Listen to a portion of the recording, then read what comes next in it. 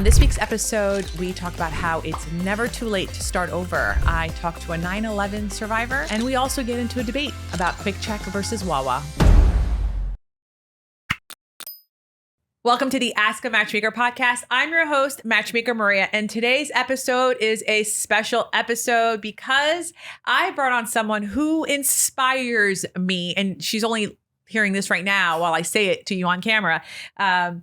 I have here Lolita Jackson MBE. Yeah, there aren't that many Americans who have that British, it's a British title, right? Yes. At the end, but Lolita is that special. I'm telling you, this is a special episode. And the reason why Lolita to me is special is because her story is just like, you know what? Fuck it. I'm going to be happy and I'm going to do what I need to do to have a happy life and be cool with my choices. This is what I've summed up from every time you've shared your story with me. So Lolita, welcome to the Ask a Matchmaker podcast. I can't wait for people to know all about you. Thank you for having me. So Lolita, first up, you're a Jersey girl. Yes. This is why I'm obsessed with you. Like, let's start right there. So you also grew up in you grew up in Somerset County. Somerset County, the town of Franklin Township, in Somerset in Franklin Township. Yeah. And I'm in Middlesex County from Piscataway. And Piscataway, Franklin. We were rival high schools, everyone. Thanksgiving, every Thanksgiving. Thanksgiving football, guys. That's right. Ooh. Anyway, so, but I met you in New York when we were both living in New York. And I think, you have a history in New York. So let's start with how'd you get to New York? So I was 8 years old and I stood up at a Thanksgiving dinner because I'd had a dream that I'd live in New York as an adult. I said, I'm going to live in New York when I'm grown. And at the time, I'm 56. So at the time, the Bronx was burning, Drop Dead by Ford, all of those things were happening. So there was no chance to my family that I was going to do that. Like, why would you want to live in New York? I never lost that. And so when I got out of college, I lived in New Jersey for about a year after college. And I was like, nope, I got to go. And at 23 years old, I've been here ever since. So I've been here 33 years. You went to college at Penn? Yes, I went to University of Pennsylvania, yes. And what'd you study there? Chemical engineering, believe it or not, because that was the job that paid the most money. And I was good at math and science. I'm like, I'll just do that. And then I hated it. So before I left, I started taking a lot of classes in the business school. And that's what allowed me to work on Wall Street in the 90s. So you moved to New York. You're at Wall Street. Where Yes. are you working at Wall Street? So I worked for a firm called Dean Witter, and their world headquarters was in 2 World Trade Center, which everybody now knows as the South Tower. And it merged with Morgan Stanley in 1996. So I started out with Dean Witter, and then it ended up being Morgan Stanley. So I worked there for 12 years. Correct me if I'm wrong, is Dean Witter the same place like from the Pursuit of Happiness movie? Yes. Oh, okay. In fact, some of the things they referred to there, I knew some of those references. So I went to see it. I was like, okay, I know where that is. I know where that building is. So it was kind of fun to watch that movie. But that's the same firm. So you were working at Dean Witter's for 12 years? Yes. At the South Tower? Yes. Well, the South Tower was gone the last 2 years I worked there. Okay. So I left in 2003, but I started my career there and I was there until the building no longer was there. So walk me through that now. Because Sure. I think that's what has always kind of stopped me dead in my tracks. And I hate to use that pun here but it was like the first time I met you, you're telling me a little bit more about that. I'm like, wait, what? And what floor are we talking about here? So I was there in 93 and I was there in 2001. So Right. 93, it happened at lunchtime. And we have a younger audience, so they might not know that 93 something happened. So in 1993, a bomb was placed in a van and it was put in the parking garage. There was a gigantic parking garage, multi-story, between the 2 World Trade Center towers. The bomb went off and the building obviously neither one of the buildings fell, but they were damaged enough that the smoke went straight up the elevator shafts. Wow. So the buildings were filled with smoke not that long after that bomb went off. And so I was sitting at my desk eating lunch. It was wintertime. And for those of you who don't know, the World Trade Center complex was the biggest mall in New York City. There were over 200 stores, places to eat. All the transportation hubs were underneath except for 2 train lines. You never had to leave if it was a bad day outside.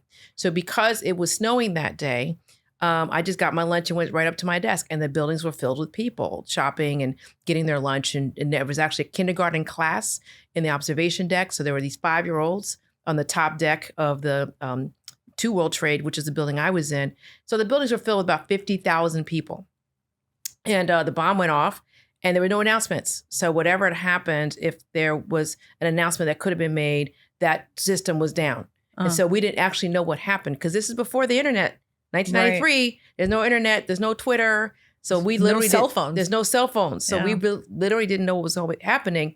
And the smoke came up to our floor and we're like, well, we got to start leaving. But there was a little bit chaotic to leave then. And also the stairs were very narrow in the World Trade Center. You could only have 2 people side by side on a stairwell. They were very narrow. Oh, wow. And there were no lights on because whatever that ancillary system was, if they had one, it wasn't working. So the stairwells were pitch black. What? So there were 25,000 people. No cell phone flashlights. Right, nothing. So you had a lighter, maybe.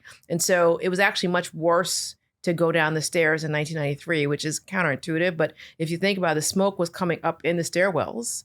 You could not see anything. And if you were at a higher floor, it took you longer to go down because people were coming in the lower floors and jamming up in the stairwells.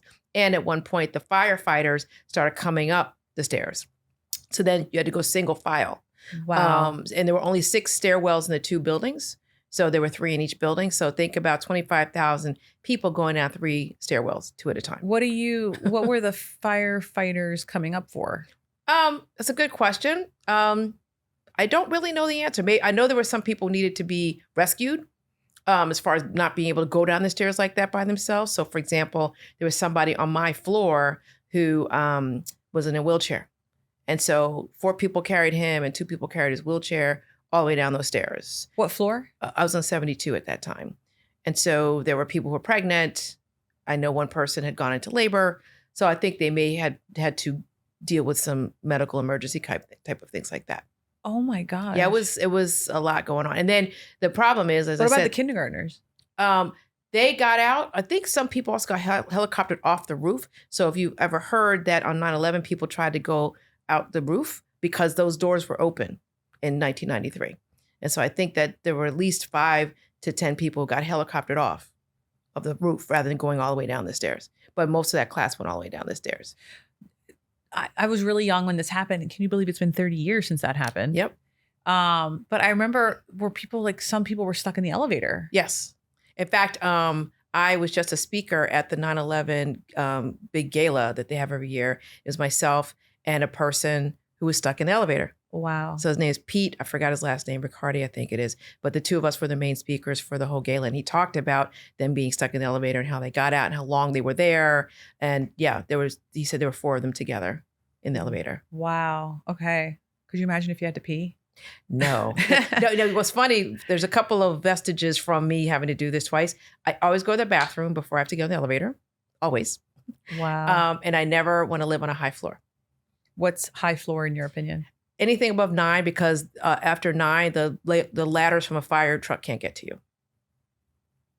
Do you hear what you just did? You just lowered the property value across Manhattan. I'm sorry, everybody, but it's just me. Like I've gone down, dozens of flights of stairs twice, so I'm like, I don't want to do that anymore.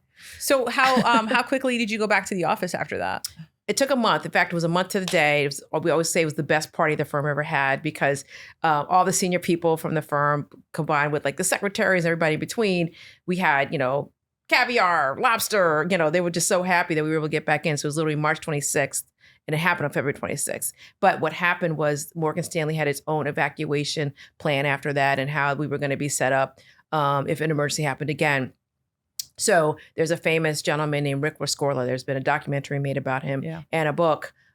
He was the head of security for our firm. He said, okay, I think the buildings might get hit by planes. He actually was on record saying that.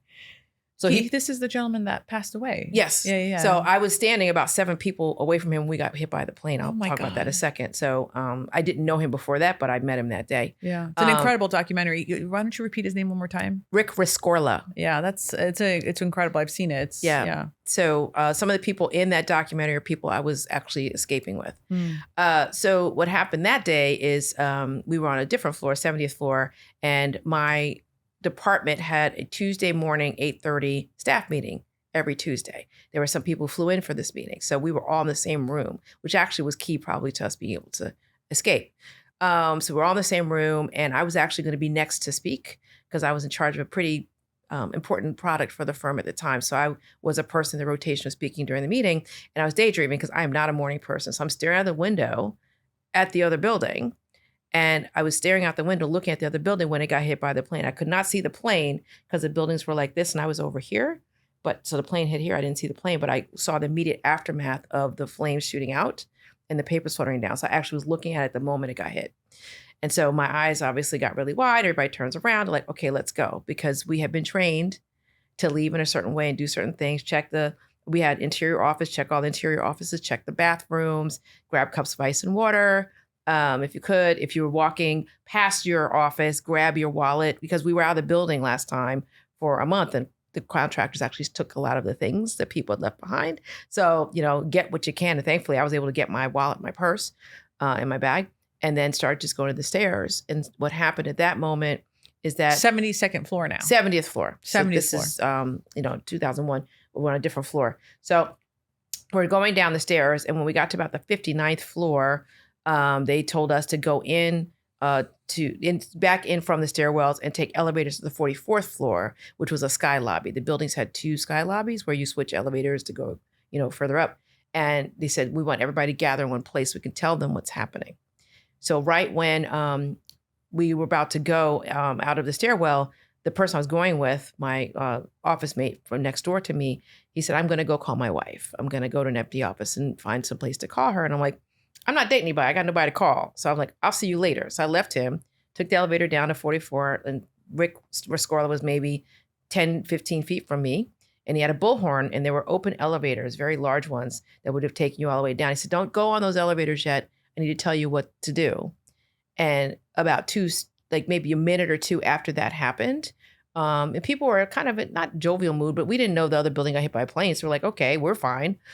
People were saying hello to one another because they had not seen each other most of the summer. It was the first full week of work after Labor Day, et cetera. So people were like, hey, how you doing? How's your summer been? And then we got hit by the plane.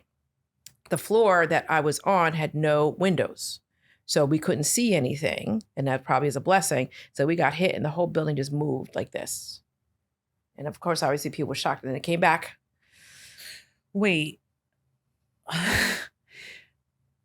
There's no windows when this happens. Yeah, so we can't see anything. Does it feel like you're falling? Yes. So the building felt like it was going to fall over because the impact of now that I know what happened, the impact of the plane obviously was such force that it, when the plane stops, then the building has to keep that force going. So it kept the motion going.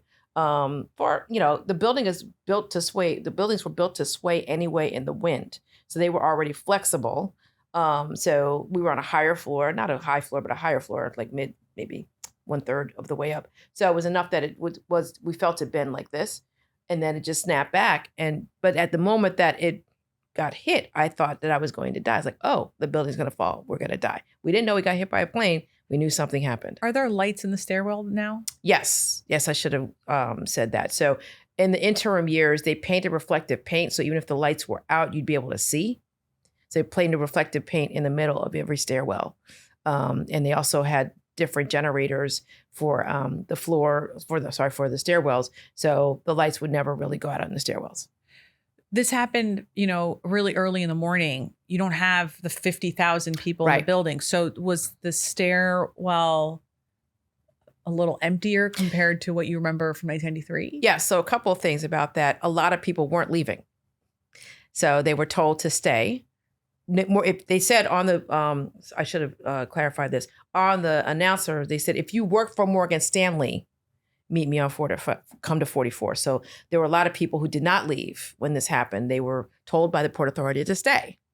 So that unfortunately some people had to sort of run for their lives at the end because they had been told to stay. But my company, everybody already started leaving. So by the time we got hit, we were at a much lower floor. I know people who died at their desks or at the higher floors because they actually waited and decided not to leave when we were told to leave. So I know somebody who died at his desk at 73rd floor, and he was one of the few people they found his body somehow.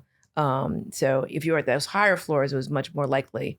In fact, my friend who decided not to take the elevator with me, he was trying to get on an elevator, 5 minutes after me, and he was in an elevator by himself when we got hit by the plane and the cable snapped. And that's actually how he died. So if had I gone with him to make a phone call, I would have been in that elevator. It's pure happenstance if you lived or died. Like one woman got all the way out, went back to get her purse. Like just, and I always tell people, you don't know. You could just be going for a cup of coffee and it could change your life. So to walk me, so what floor are you on when the plane hits your building? 44. So there were 2 sky lobbies, 44 and 78. The 78th one, the plane went through it. So only 6 people lived who were on that floor because the plane went this way when it came in. It was 6 people lived on the floor that a plane hit? Apparently, yes. So I don't know how, but 68 to 70, 78 to 82 is the floors that the plane went through because it went in sideways like this. So that sky lobby was basically destroyed. And then mine was the one below it, 44. Do you, so when you're in that area now, no windows, there's some lights though, the building goes like this. I mean, are you guys holding each, like, I'm sure it was like, I don't know. I'm no physicist, but like what, 20 seconds? Like, that's right. So, that's a traumatic, some people were freaking out, some people were screaming, but it knocked people off their shoes. But I was like, so I'm an engineer by training, as I said. And I was like, I just got to get out. Like, that's what I'm asking now. Like, that's the question. So it's like, that happens. And it's like, does your brain turn on and be like, oh, I gotta get out of here? That's what happened to me. So yeah. I'm a pretty calm person in adversity. When it's something like crazy like that happens, like, okay, either I'm going to get out or I'm not. Because once the building did that and I'm like, I'm going to die. Also, I'm a very religious person. Like if I die, I'm going to go to heaven. I think I'm going to be all right, but I'm going to try my best to get out. So when the building went up like this, there was somebody who I knew who was in front of me. He's like, what just happened? I was like, I don't know, but we need to leave. We need to get out right now. You said it like this calmly? I did. I didn't cry. Like I'm able to sort of pivot like that in stressful situations. Everybody handles stress differently, right? So I'm like, I'm not screaming because that's not going to help me get out of here. So I took one class called fluids and how fast fluids can go through a pipe. I was like, okay, I only took that class for this one day. Everyone was trying to go through the same set of stairs because they wanted to get away from whatever had happened where we got, when the plane hit over here, like I'm going to go down this one set of stairs. There were 3 of them. And I said, well, why am I going there? I need to go over here. Because I remembered in 1993, I didn't have that, it took a long time to get out. I'm like, I don't have 2 hours to get out of here. Whatever happened, I knew I need to get out more quickly than I did in 93. Which tower fell first? Mine. So we got hit second, but fell first. We had less time to get out. So we got hit at 9:03 and it fell at 9:59. So we had less than an hour to get out. The other building got hit at 8:46, but didn't fall until much later. Okay. Like 12 something. So you're on the 44th floor. Yeah. So I'm like, all right, I'm going to go to these other stairs and nobody's in. I was the first person in the stairs. How far? So like in that floor, like were you in the stairwell when it hit? No, I was on the 44th. You're on that floor. Yeah, I was on the 44th floor. But each floor was an acre of the World Trade Center. Damn. And then, so you're on that floor. So you decide, I'm going to go down these stairs. Yeah. So I ran to the other end and I said, these are clear. And then a bunch of people started following me. But because the stairs are not contiguous in those buildings, that's why you have the non-contiguous elevators and stairs. So everybody was going down these other stairs to get to 44. But anybody who'd been in these stairs already got all the way down, is my point. Okay. Yeah. And so, because we were all standing on 44. Yeah. So by the time I opened the door, there was nobody in them. I said, oh, they're clear. So we just went straight down. And I got down 44 flights of stairs in 10 minutes. And I know I could never have done that now because I have had knee surgery and all sorts of things. So I thank the Lord that happened the to me. Adrenaline alone. I mean, yeah. Even if you had knee surgery, I don't know. Yeah. I didn't think I was running down the stairs, but they're like, 44 flights in 10 minutes, you were running down the stairs. Let's be clear. Because literally, I remember what shoes were you wearing? Were you wearing shoes? Well, that's another thing. I never wear heels to work unless I have flats in my bag. So at that time, I was wearing flat shoes and pants. And so I was able to kind of get down. So I never wear like the clinky heels unless I'm literally in a cab and coming back. But I never do that because there's just certain life things that I do now because I went through this. You flew down the stairs. Yeah. You get to the lobby. Now you see I don't even know if you could see what's happening. No, I'll tell you what I saw, which is very interesting. So I was on the floor when I got down the stairs where you could see the plaza. There was a gigantic plaza that used to have free concerts and that people gathered. all I saw was the chairs for the free concerts were still standing. My eyes didn't go to anything else. By then, people had been jumping, the playing parts, all that. For some reason, my eyes didn't see any of that. I only saw the chairs. Like, oh, that's weird. The chairs are still standing. I remember thinking that. And then they led you underneath the buildings where the mall was. So there was a gauntlet of police officers and fire people, and they all perished because they were making safe passage for us to go, because you had to walk underneath this gigantic mall underground to the northeast end of the building. So I was at the southwest end of the building. So you walk underground for I forgot how long it took to get to the other end. And it was a Borders bookstore there at the time. And so you turn around and they're like, don't turn around, don't look up, don't use your cell phone, just keep walking. You got to keep walking, because they knew people would freak out. So I remember looking at my watch, it was 9:26. And so I go to Fulton and Nassau, let's say. I turn around and I see the towering Fort. I had not seen the flames. I had not seen anything. I didn't know what street were you on again? I was on Fulton and Nassau. So you're only like a couple walks away. Right. So I turn around and looking up, and I'm thinking it's going to take us a long time to get back to work, because I'm thinking we're going to get back to work one day. I'm like, wow, this is a mess. And I didn't know what happened because, I just didn't know. Like Twitter. You thought it was bombs. Well, yeah, I thought, or like, I didn't know. I just didn't know because we hadn't gotten any announcements of anything. So everybody around me knew what happened, but I didn't know what happened. So thankfully, I call him my guardian angel. A friend of mine saw me in the middle of the street. He was on his way to the tower, but never made it in because it would happen before 9:00 in the morning. He says, do you know what happened? I said, no. So he told me, he said, you should go home now. I said, what do you mean? He said, well, the subway's still running, but they're going to stop it soon. You need to get on right now because you live in Manhattan. I said, okay. So, I was on Fulton and Nassau. So I walked to the 2 train entrance on Fulton Street. I go down and the train slowly pulls in about a minute after I get there. We're pretty sure that's the last train that ran out of that station that day, because it was 10 minutes to 10. And they probably shut it down 5 minutes to 10.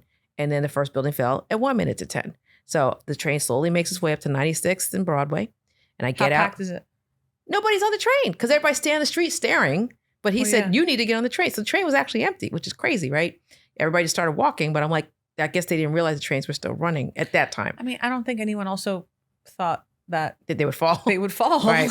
So I get to 96th and Broadway, and I get out of the train station, and somebody says, oh, the other one just fell. I said, other what? They'd both fallen while I was on the subway. Because the train took so long to get up. Where did you live? I'm sorry. I still live in the same building, not the same apartment, same building. I live in 95th and 3rd. Okay. So I was going to take the crosstown bus after I get off the subway. So I'm like, oh, I got to get home because people think I'm dead if the buildings fell. So I get home. I don't turn on the news. Everybody. And so you didn't turn on the news, or you finally I didn't turn it on right away because I was like, people probably freaked out. So I'm like, I need to try to call some people. And, I dial up internet. Like, this is 2001. This is not now. Right. So, right. Yeah, exactly. So the modems and stuff. And so also AOL guy. Yeah. Right. And so also the cell phone service was really bad in Manhattan because of everything that happened. Yeah. So only every 3rd or 4th call was getting through. So I had somebody on their honeymoon. Other people were like on vacations in Europe, and they had been trying to call me all day and couldn't get through because the phone lines were crazy. So it's interesting when something like this happens to you and the person actually reaches you when they thought you were dead. That's really how they feel about you, if that makes sense. So there's some people who, I didn't like her, but I didn't want her to die. Hey, Lolita, I just want to make sure you're all right. I'm like, yeah. And then you know what's crazy? It wouldn't even cross my mind to if this happened to my best friend that day, it wouldn't cross my mind to call them because I'm like, I'm assuming they're running away. Right. Forget the dead part just for a second. I'm just like, she must be running. I'm not going to bother her with especially back then, it was like the flip phone. Yeah, it was like a whole, if you were to text, you had an instrument. Just to get the letter R. Yeah. So it's just like the idea of calling someone in this emergency, unless it's my husband or my parents, it wouldn't cross, because I'm like, they're busy. Yeah. I'll call them tomorrow. Their emotional bandwidth is spent. I'm not going to waste their time. But what was crazy was there are people. But you had your haters calling you. I had my haters calling me. I also had people who went to the site. What? Look. Yeah. So 2 people I'm like, what were you? There were thousands of people in the street. You were looking for me? That's crazy. I had another person walk 7 miles to my house. I mean, just unbelievable acts of I had 4 male friends who are kind of big, brawny guys. They finally get me on the phone 6 hours later. They're bawling, boo-hoo, sobbing. I hadn't turned on TV yet. So I'm like, why is everybody acting so crazy? I turn on the TV and I almost throw up. I'm like, because if you look at where the second plane hit, my floor was only 3 or 4 floors below that. That's the side of the building I worked on. And they hadn't determined which floors it had hit yet. But everybody's like, she's dead. Because I know she was at work. That looks like where she was. She's dead. So anybody who knew me saw on TV live time, because the second one hit when everybody's watching TV, she's dead. So they're like, they thought to get my roommate on the phone. They're like, oh, it's you? So I think there's just a shock that I answered it because I'm like an idiot. I'm like, yeah, I'm all right. You know, I'm not like, you. Yeah, but so that grieved me and I'm not understanding why there's like, so it was just really an emotional time because you realize that, you know, I made it out. And then it took a couple of days to realize that my friend actually perished because he was considered one of the missing people. And so I was interviewed by MSNBC. It was Brian Williams actually, the day after, or Lester Holt, one of the two. So it was the day after on the Tuesday. And then they did a Dateline NBC on the Wednesday of people who were missing. And he was one of the people that they profiled. People called in. The producer of my segment was the same as his and realized that we were talking about the same person. And then people called in and said, I know what happened to that guy. I saw him get on an elevator. So that's how we found out what happened to him, actually, unfortunately. Totally crazy story. And so I had this big... You had a roommate at this time? Yeah, back then, yeah. And what was your roommate like? The roommate was like, oh, great, I get the apartment to myself? Or like... No, I came home. I got home pretty quickly, as I said, because I got on the subway. Yeah. So, you know, I was like, oh, you're here. Oh, I'm like, so yeah, we dealt with that. Yeah, it was a pretty intense situation because, you know, found out how Thomas died, unfortunately. I had big survivor gets killed because I was the last person who knew him, who was with him before he died. And then our firm only lost 13 people, but one of the 13, and we had 1,500 people there. We were the largest tenant. You were 1,500 people and they only lost 13. Yep, because we started leaving. If the building had been full, we would have had 2,500 people. So a lot of people don't realize we were a gigantic footprint, like, you know, 20 stories of the buildings. But the key was Rick Rescorla saved our lives because he's like, you know, listen to what I tell you. Don't listen to what anybody else tells you. So he told us to leave. And that's what had us all on 44 and not the floors we would have worked on. We would have lost many, many more people. And also, once we were able to get our people, just like, we got to go. Like, because we knew we weren't getting any work done. So why are you going to sit here all day? Because there were people who had not gone through 93 and sat at their desks, whatever, because Port Authority said to stay. They're like, well, I'm safer here if I stay. And I'm like, I'm not getting any work done.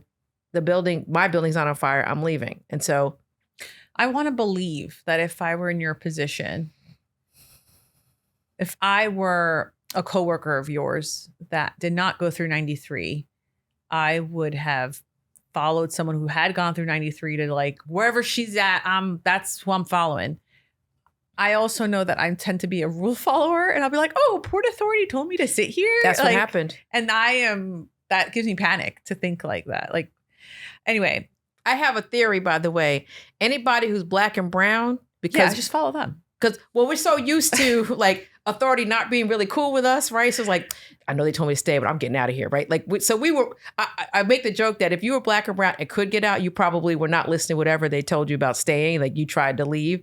But I know that I probably would have done that even if they told me to stay. I was like, I'm not staying here. Like, I'm gone. Yeah, I don't know if I would have stayed. But, you know, okay, the first time you saw what happened on TV now, how long after did you see until you saw it again?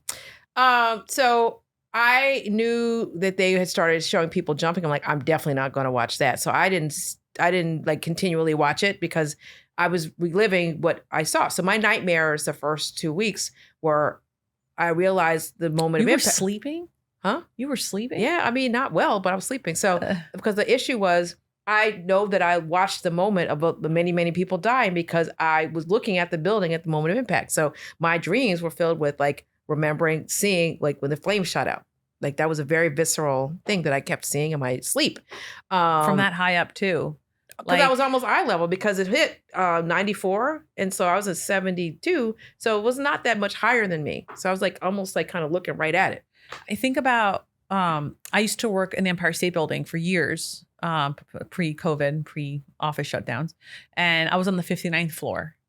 And I think about like, when you say this about like how high you are and you're seeing this happen, I'm also thinking about the fact that like, I've been on a high floor, and you get used to seeing all the other buildings look so tiny, and Yep. like you see the horizon. And so, usually when we look at the footage of 9/11, we're not seeing it from the boardroom perspective where there's a building, 100 feet away, but you also have this foreground view, a background view of small buildings, Right. horizon. There was no clouds that day, but Right. it's like the one thing I remember from high Oh, school. yeah.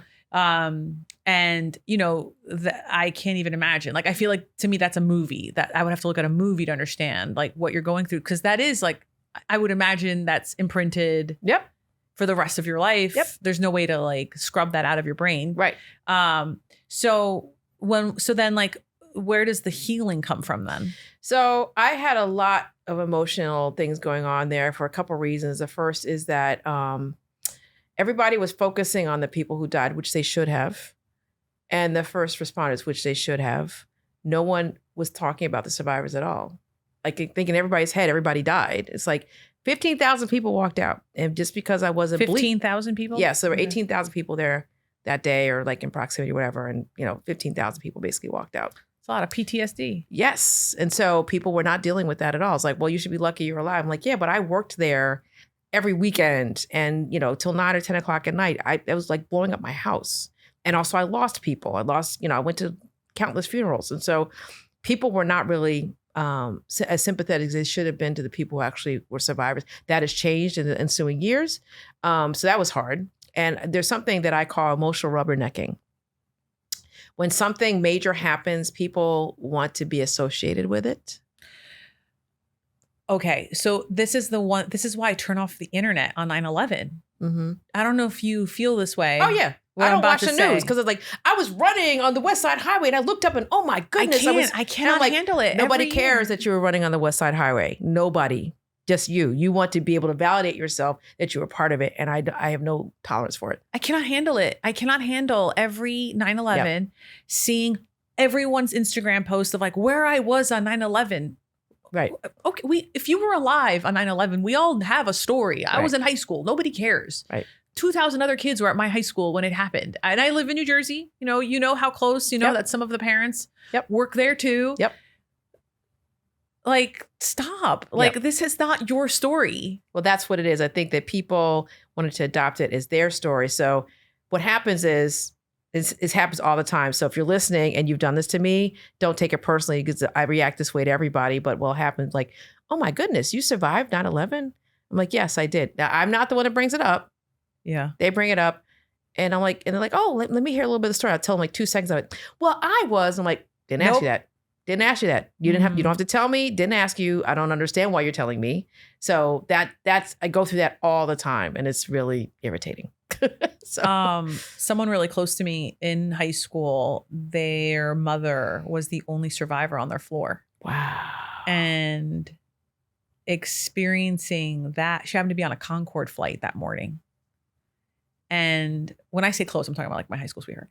And having that experience of seeing PTSD from the mom, the imprinting to the son, the coming, and then it's like the domino to me. Like, it was just like, I was like, whoa, like I was not there that day. And somehow it's like in my front doorstep and it felt weird. And so that's why like every time 9/11 happens, I'm like, I don't need to, like, I don't even put posts up. Like, I think I put this year, like, just to like, a little patriotic, I guess. Like, I just put like a nice, like, it was like a little rainbow. Mm-hmm. That rainbow. Remember there was a rainbow that day? Yeah. I was like, I'll put this photo up. This is nice. That's how we'll do today.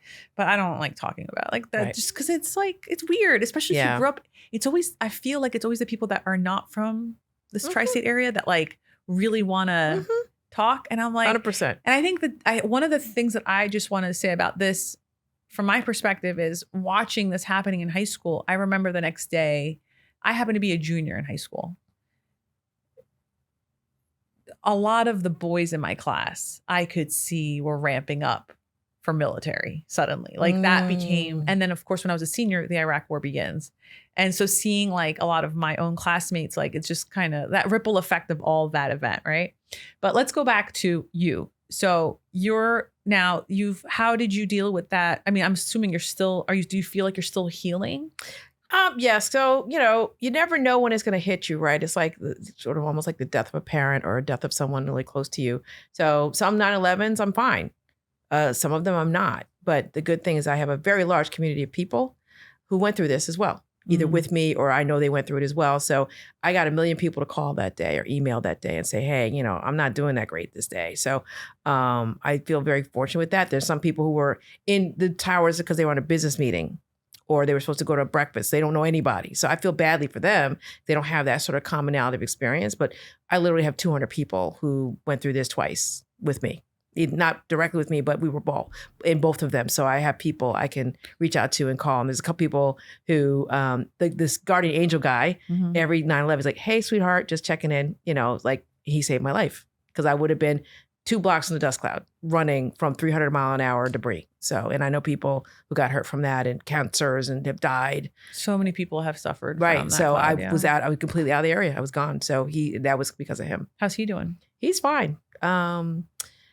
He saw everything happen. So, I worried more for him than for me in a way, but he's like, no, I'm worried about you guys because I know you were in the building. So, and plus we lost time. He knew Thomas and he knows that we lost him. So, do you still worked for Dean Witters for 2 more years? I did. So I got a gigantic promotion about 3 months after.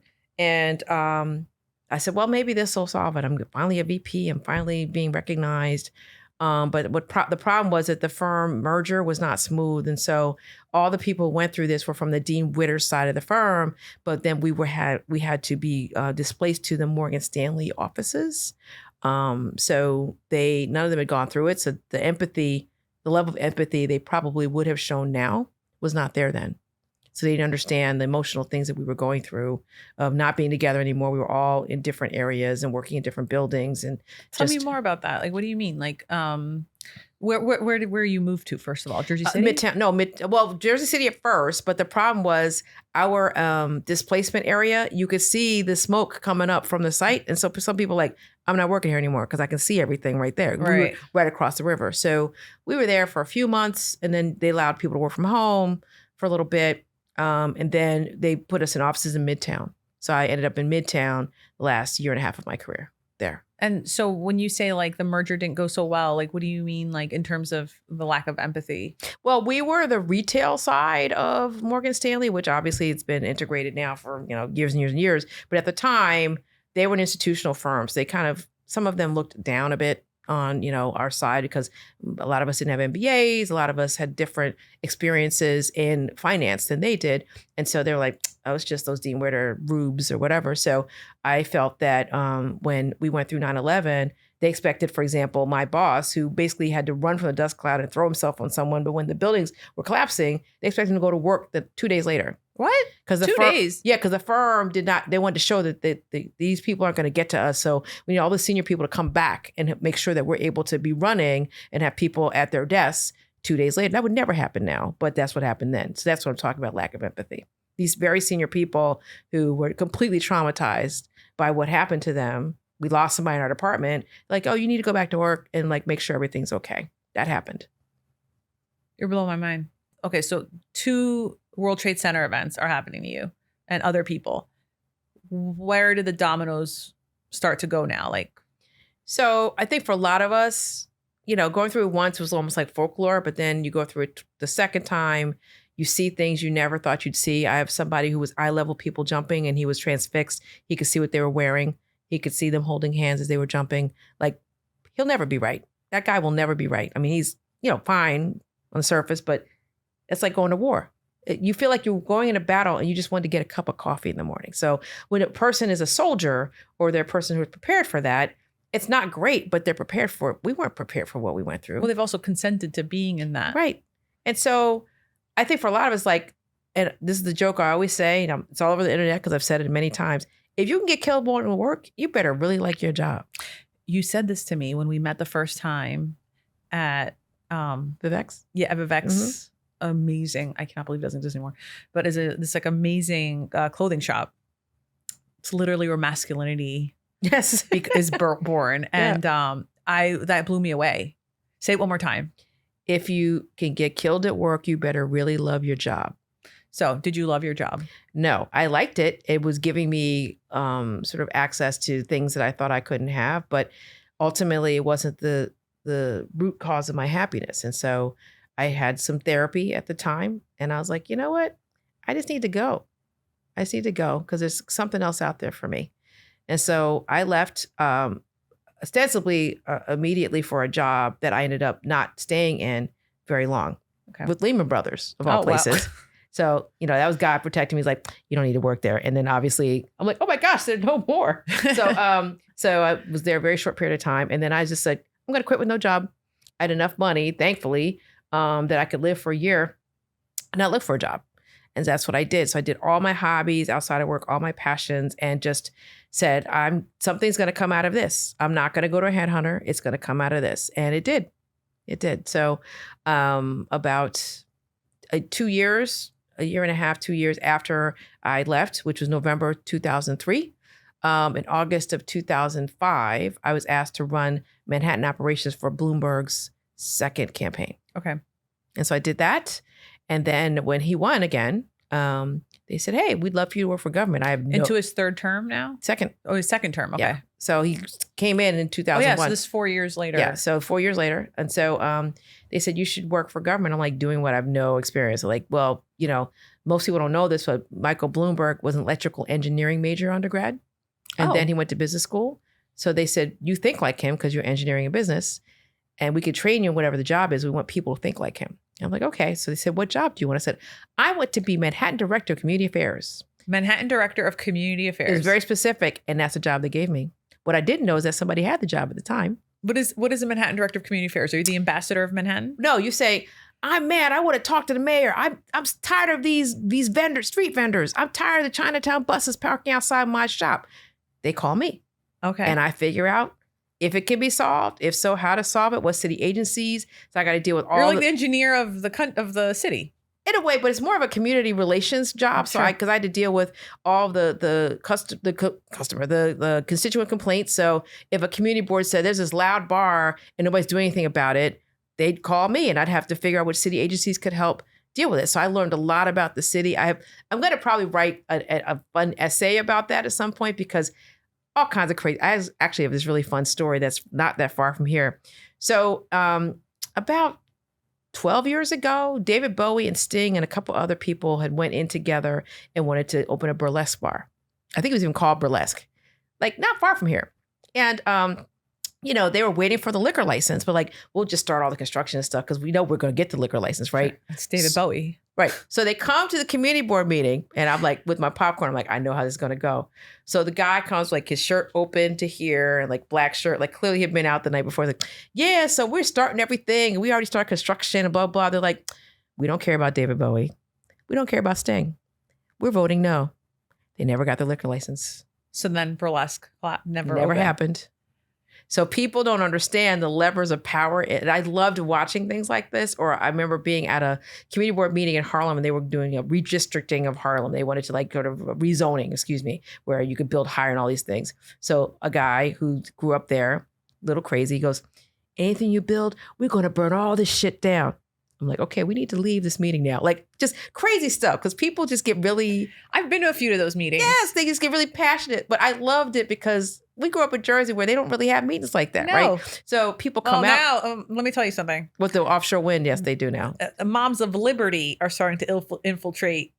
Oof. And it's like they're trying to bring book banning to Middlesex County and Somerset County. I'm like, what? Like. It's not that serious, people. Yeah. But so yeah. So I loved that job because it was really like going to grad school and learning what makes New York tick. I mean, I've been to a few of those community board meetings because do you remember? I'm sure they still exist. Those like electronic. Link NYC? Yes, yeah. Link NYC. So when they came out, they had built one. I used to live in Chelsea. They had built one right outside my window. And even though it was 5 floors up. And all the homeless guys would sit there. And I know. See. Homeless guys would come. That's the stuff that I would have to do. Which is fine. It's okay to use it. But they didn't have a volume control. So they would be watching porn at 3 a.m. on the loudest volume ever. So I'm hearing and the cops sex do and the cops don't do shit. And I could hear outside. So I was like, I'm going to go to a community board meeting. Someone had told me.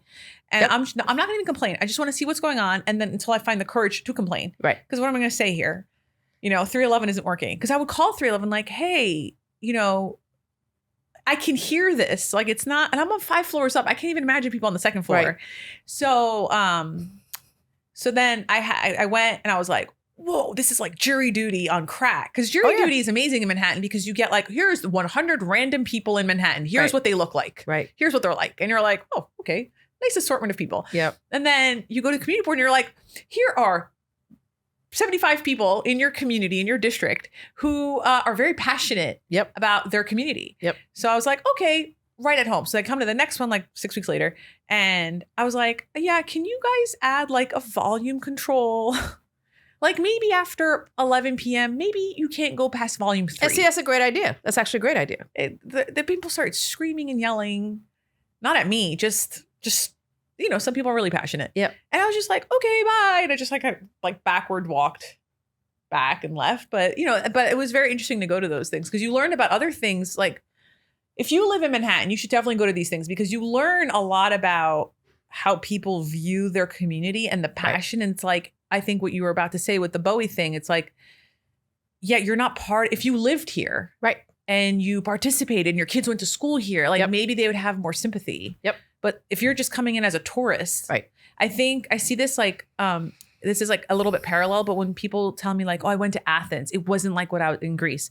It wasn't like I was expecting. I was expecting like domes and like, I wasn't expecting trash. And I was like, well, you're talking about architecture as a different island, but also like that aesthetic, you're talking about a travel aesthetic. People live here full time. That's right. And I think I hear that it's also about Manhattan. It's like, you can be a tourist here, but also your aesthetic is not someone else's real life experience. Right. So you start getting your job. Do you feel happy at this job?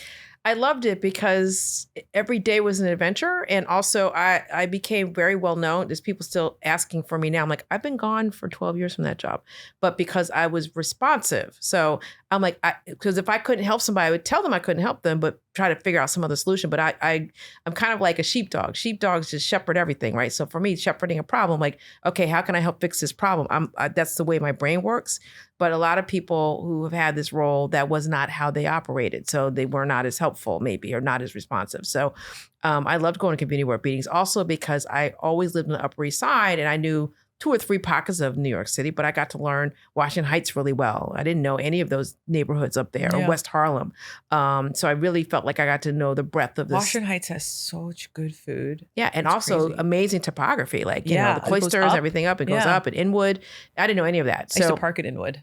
Yeah, so I would take my car from downtown and bring it to Inwood because my friend had a garage there and I still paid, but I was like, there you go. But you learn a lot about Manhattan. Right. How big is Manhattan? Right. And I loved it. And, that grew pretty quickly when they're like, well, you can do more than that. So I live in the area, the last stop actually of the 2nd Avenue subway. And at the time that I was assigned to help with that project, it was getting a lot of bad press and they were blaming the mayor, but the city was not constructing the subway. It was a problem and nobody could figure out, oh, it's the MTA and that's state. Like nobody cared. They just wanted the problems to go away. Right. So they assigned me to help manage the process of the city agencies and the construction people and all of that. So I was kind of like the kind of project manager from the city side for that project. And I lived at the last stop. So if they were, going over time or doing something on the weekend they shouldn't, I could see it. In fact, I have a really funny story. I was going to get a bagel on a Saturday. My street was closed. I'm like, why is my street closed? And I noticed they were doing work. I'm like,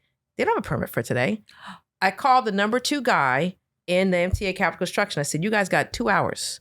If this is still running, you're getting a $10,000 fine. Then I called the head on the New York side of like getting them the fine. I'm like, they don't have a permit. Watch out for this. I'm sure my picture was up in the break room or something because they would just you got dart marks. Yeah. I mean, they probably assume they get away with it, but I literally lived right where they were doing it. Like, don't close my street. If you write an essay, that you have to have this. Yeah. This is an essay. Yeah. So the reason why I thought it would be amazing to have you on your podcast. Have we gone way afield? I'm sorry if we did. No, not at all. But I sometimes feel like one of the things that I hear as a matchmaker and as a dating coach is that there are people that are like, I'm unhappy in this relationship, or I'm unhappy at this job, or I'm unhappy where my life is. And it's like, it's too late for me to change. I must stick this through. Or I'll meet people who are in really unhappy marriages and they'll say like, well, I'm going to stay for the kids. And I've been hearing this for so long that it's like, okay, for some people, this is Bible. What am I going to say?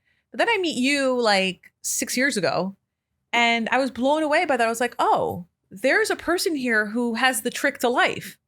So I want to ask you now that we have the foundation of who you are, do you feel like, is it ever too late to make that change where you can pivot to something that can maybe make you happier, but at least have the opportunity to be happier? Yeah, I mean, going from finance to working for government was a big pivot and a big change because obviously it was a change in my profession, but it was also a change in my economic situation. And so I just readjusted my life, and I traveled more when I worked for the mayor's office than I actually did when I worked for Morgan Stanley because I just made it work. I, started singing more. I was singing in foreign places. I'd done none of that when I was at Morgan Stanley. And I just recognized That's right. You sing jazz, right? I do sing jazz. And so I have a band in Scotland. I just had a very successful gig. Did I tell you, I said, she's interesting. She is cool. Like oh my God, your hobbies. Tell me more about this jazz singing really quick. So I started singing in college, a group called Counterparts. It was a sort of a cappella jazz group. Actually, John Legend was in the group 10 years after me. I met him when he was a freshman in college because of that. So it's pretty well-known group. And I just kept singing. And I said, I'm not going to pick one career. I'm going to sing and I'm going to have a job. Yeah. And so I never picked one or the other. So I've been singing the whole time I've been out of school. I've been the lead singer of a Steely Dan cover band. I've done backup singing for lots of people. Just, in the New York scene, there's lots of people like me. So it was before COVID, it was pretty easy to get a gig. Yeah. And so I've just been doing that. And I've been singing in Scotland for about 7 years now. So I've done the Fringe twice. And then through doing the Fringe twice, I have a group of musicians I can call on when I want to do gigs. So I go once or twice a year and I perform in the big jazz club called the Jazz Bar. And also am able to sing in Tokyo. So I had a sold out gig in Tokyo in this past July. Wow. A friend of mine who's an expat there, we had played together in Shanghai. And he put together a group and we had a great show at a place called Satin Doll Jazz Club. So that is amazing. So to go back to pivoting to something insane happens and then something incredible happens. Mm-hmm. I actually have two people who called in with, I feel, pretty relatable stories, and I want to share them with you and talk about them. Sure. Hi, Maria. This is Harry. I've got two. So one would be a time where I dated a woman who had a lot of issues, just a lot of stored trauma that she hadn't dealt with. And it caused me to reevaluate a lot and put me back in therapy and got me on anxiety meds, which was like the first kind of point, like the world opened up to me and I was able to be like, oh my God, the world is so much, like there's so much possibility. I'm like not who I thought I was. And then the other, and getting on anxiety meds changed so much and has helped me become an entirely different person. And then the next would be when I decided to stop dating in February of this year and picked up a camera and somehow have become a photographer in demand. And I've shot my running club. I've shot weddings on my own, proposals, and it's totally opened the aperture of my world, pun intended, to a whole new range of possibilities and enjoyment and fulfillment, and it's the ability to connect with people that I never thought would happen. And it's happening at the age of 32, and while I may not be in a relationship and my dating life is still kind of a bit nebulous, I mean, I'm in such a better place because of, those two things. Getting on the anxiety meds helped me show up to the running club, which is where I ended up starting really shooting a lot of photography and kind of taking off from there. So they kind of go together. Thanks. What do you think about that? I think the second thing, I liked hearing that because for me, when I changed over from the government, from the finance job to the government, I made some big changes at that moment. So I said, okay. So one thing I did not bring into this is that I started getting more involved in my church activities because I was not involved that much before. I'd go to church, but I didn't do anything with the church. And then I started becoming more involved. And then I recognized that I needed to have some lines in the sand for me in whatever new job I was going to have. So the first thing is that I've observed Christian Sabbath since 2006. So I started my new job with the mayor's office in January 2006. Like, Sundays are for me. Yeah. I don't care if the city's burning down. I trained everybody. I'm not going to be on your call whenever it is on a Sunday, including deputy mayors. Like everybody realized she's not working on a Sunday because I need that time for me. And I didn't used to have that boundary for myself when I worked for Morgan Stanley. I'd go to church, go back to work. Like there was no boundary for me because it was all about work. And I recognized that work obviously was not going to keep me alive. So I need to do things that kept me alive. So the first thing was Christian Sabbath. Secondly, when I went on vacation, I was on vacation. I used to say, pretend I'm in a coma. You can't shake the bed and say, wake up, take my phone call. Just pretend I'm dead. So you're not going to get me on vacation. I've yelled at people who email me and ask me or call me up. I'm like, the city, if I die tomorrow, the city would figure out how to solve this problem. So pretend I'm dead. I mean, people, I know it's morbid, but I'm like, I'm on vacation because I need to recharge. You got me all day, every day. I'm probably the most productive person you have. When I'm not here, I'm not here. Yeah. And that's it. So those are two major things I did for my life. And that's why I feel like I have a happy life because I made those boundaries for me. And for him, his boundaries sounds like I'm going to pick up the camera. And when I have the camera, it's about me. Yeah. I love that. I love that. I love the reflection on that. Let's listen to our second call-in.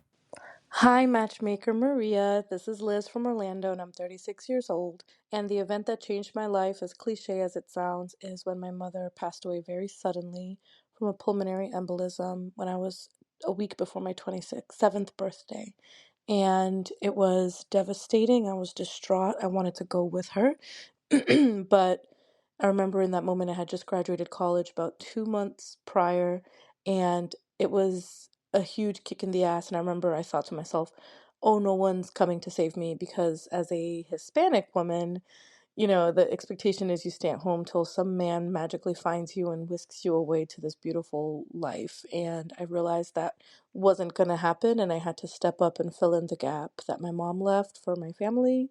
Even though I was the youngest, there were still things I had to do. And I got my master's degree, which got me into this career I never knew I could possibly do.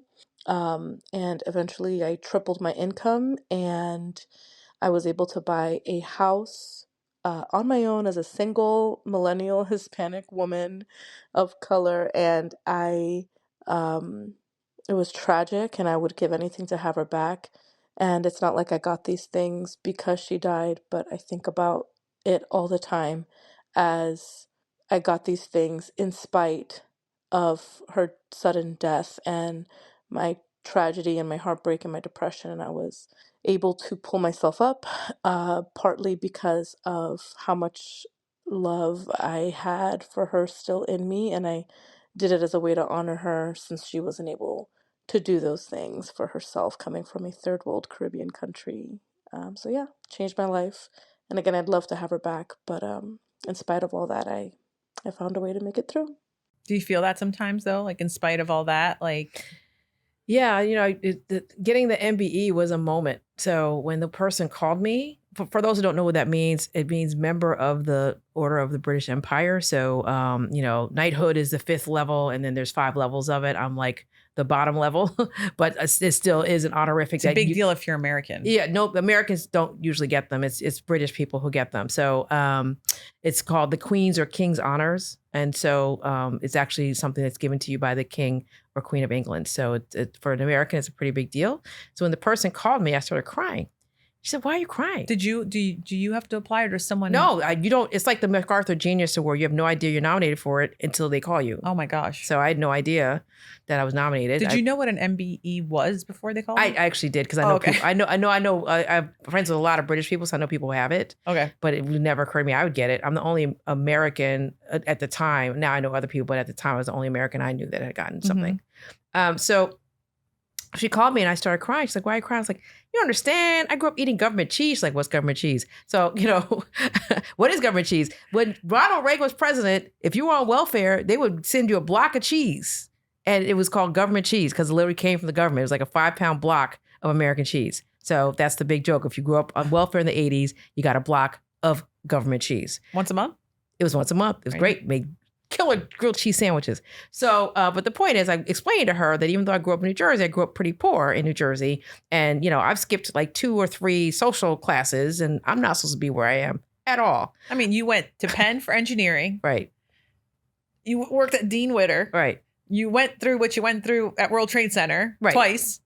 Right. But started out on lunch tickets Yeah. and, and living in housing projects, And now you have an MBE.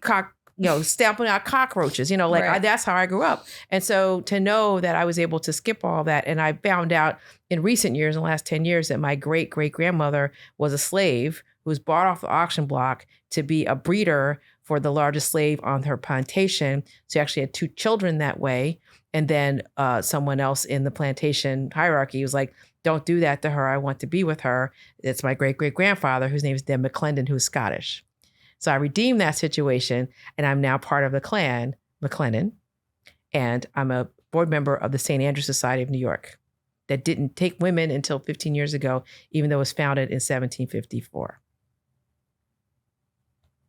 So I redeemed something that was supposed to be a death sentence, Right. By her being a slave and my family not being able to get jobs. And we're originally from Florida, and it's just like they all had to leave there because literally my uncles couldn't get jobs. And now I'm sitting here talking to you as a senior executive in a financial firm. And That shouldn't happen. And the other thing, What? you're an adjunct professor. Yes. Which is, that's the craziest part to me at all. I'm still like kind of blown away by that. Lolita's story keeps growing. And that's, I think that's the best part, is that like, even in, I mean, you said it before, even in adversity, you have found a way to like lead your ship, other people follow.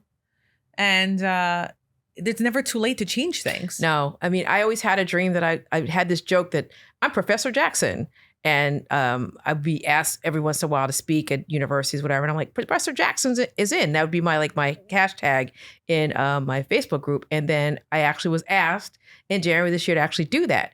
I don't have a graduate degree. So you're teaching at the University of Pennsylvania. Yeah, so I'm teaching at an Ivy League school. I have no graduate degree. But what happened was I was guest lecturing, and they said you were so compelling, and the content that you have is not even written in books. So we need you to just tell your stories about the work that you did in climate for New York, because climate is something everybody is trying to major in at Penn now, and they don't have enough people who actually have done the work. I've worked on every climate plan from 2007 to 2019 in some format, in some role, and they need people to be able to tell what that was like. And so I'm just bringing in guest speakers, teaching them how to work. Now, this is the best part. I love this. So they're Gen Z, but they're like 25 or so. So they have a job, but they haven't really had a real kind of meaty job. So I'm teaching them how to act in the workplace. It's a professional program. So I'm making them all do 10-minute presentations. If you go over, you're getting docked because it's 10 minutes. If you're talking to a CEO or president of a firm or someone very senior, they don't have a lot of time. So if you go 17 minutes long and 20 slides, they're not listening to you anymore. Yeah. You need to be able to communicate in a way that person wants to hear it, not necessarily the way you want to do it. So I'm trying to train them how to be ready so that if they go and apply for a job working for an entity writing a climate plan, they will get hired and they'll be good team members. So I'm trying to teach them how to be parts of teams. What do you hope people take away from this? From this session? Yeah. That you do not have to depend on other people for your own happiness. There are people in your life who actually don't want to see you do very well. I know it's hard to believe, but that's true. So you have to listen to your own heart and the people you actually trust and go with the things that make you the person that you should be and you're destined to be. I love that. Lolita, thank you so much for coming to the Ask a Matchmaker podcast. It's like truly an honor, and I'm so happy you're here. It's great. Big up for Wawa. Okay. Before we end this episode, all right, you should know that me and Lolita have had a very public fight on Facebook. She's a Wawa girl. I'm a quick check girl. Italian shorty in the house. So if you're watching this on YouTube and you're from New Jersey, and more specifically Central Jersey, I need you to comment if you are a quick check person or a Wawa person. I understand the appeal of Wawa. It's very beautiful inside. Quick check has better subs. Whoa. You went there? Said what I said. What? So I gotta say, I'm